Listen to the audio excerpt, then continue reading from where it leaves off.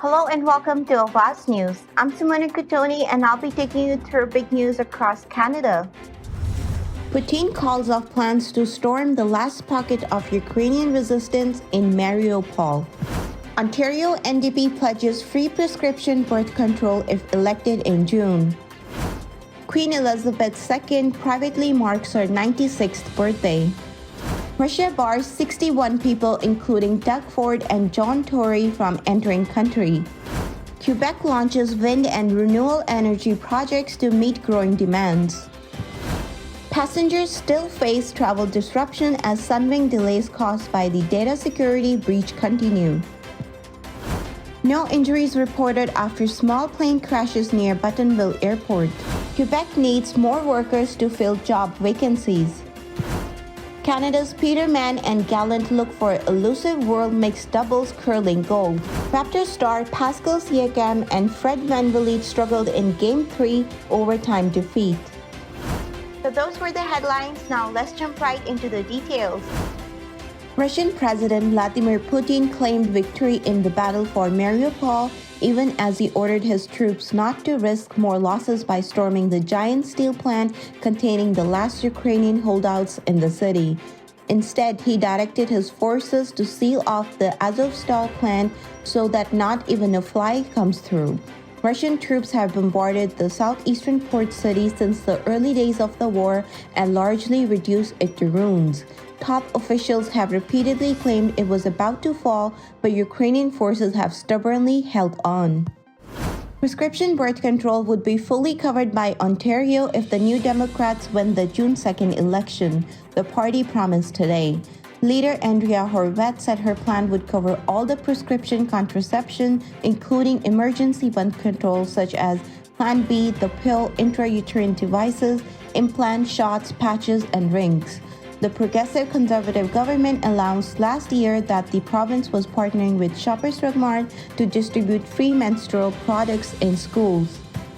Queen Elizabeth II was marking her 96th birthday privately today, retreating to the Sandringham estate in eastern England that has offered the monarch and her late husband, Prince Philip, a refuge from the affairs of state. This birthday comes during the Queen's Platinum Jubilee year, marking her 70 years on the throne.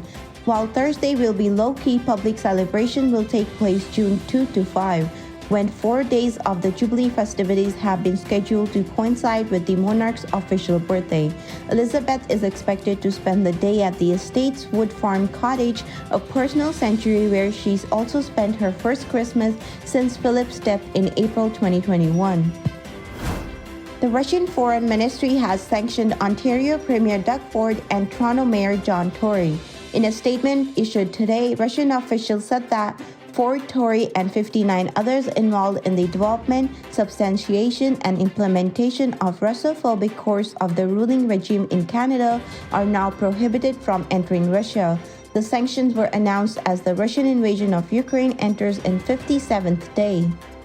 A government-owned public utility will be putting out 2 calls for tender for massive renewable energy projects to meet growing demands for electricity while maintaining the government's environmental commitments. A first block of the 1,000 megawatts will be reserved for wind power, and a second block of the 1,300 megawatts will be devoted to the renewable resources, the government said in a statement. In the absence of the future hydroelectric power projects on the horizon, Hydro-Quebec has been moving into other domains such as wind and solar in the recent years. Sunwing Airlines says the network-wide system outage that has grounded travelers and delayed flights to and from some destination is still not resolved. The Toronto-based carrier continues to advise customers traveling over the next few days to check their flight status before heading to the airport. Sunwing has apologized for the ongoing delays, which it says are the results of a data security breach affecting its third-party provider of passenger handling systems. A pilot escaped without injury after a small plane crashed yesterday evening near Buttonville Municipal Airport in Markham. The Ontario Provincial Police said the plane was attempting to land at the airport when, for unknown reasons, crashed near the Highway 404 off-ramp at 16th Avenue. Emergency crews were called to the scene just before 9 p.m. and found a damaged aircraft with one of its wings ripped off. Quebec has started off the year with a low unemployment rate and a record number of job vacancies. In an effort to address labor shortages, the provincial and federal government have put forth a number of measures to support immigrants. The pandemic has transformed Quebec's labor market. Public health measures have exacerbated previously existing labor market gaps and brought forth new challenges, according to a report.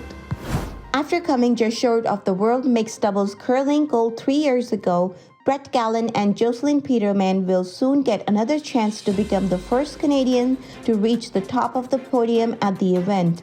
They were selected by the Curling Canada to represent the country at this year's competition, which begins Saturday in Geneva. Two of the best things going for the Toronto Raptors this season were the exact opposite last evening. Pascal Siakam, a potential All-NBA candidate, and Fred VanVleet, the Raptors' lone All-Star this season, both struggled during the Toronto's 104-101 overtime loss to Philadelphia 76ers in Game 3 of their first-round playoff series. Thank you for tuning in. I'm Simona Cotoni, and I'll see you tomorrow, same time, same channel. Adios!